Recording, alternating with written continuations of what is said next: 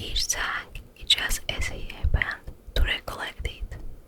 Stork, stork, fly home and rest, nor on one leg the sentry keep. Your wife is sitting in her nest to lull her little ones to sleep. There's a halter for one, there's a stake for another, for a third there's a gun, and a speed for his brother. Only listen to what the boys are singing, said the young storks. They say we shall be hanged and burned. You shouldn't mind what they say, said the mother stork. If you don't listen, it will not hurt you. But the boys went on singing and pointing at the stork with their fingers.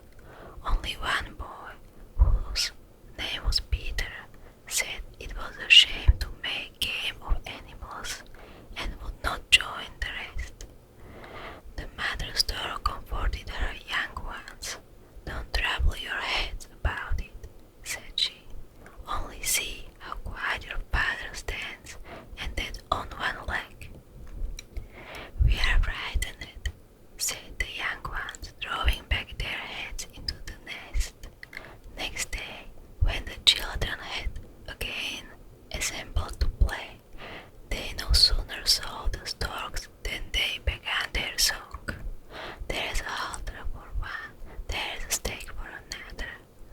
Are we to be hanged and burned? Asked the young storks. No, to be sure not, said the mother.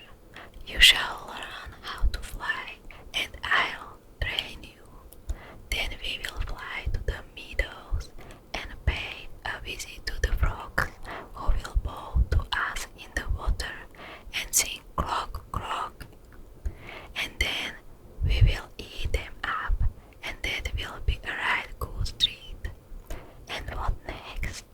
Asked the youngsters. Then all the storks in the land will assemble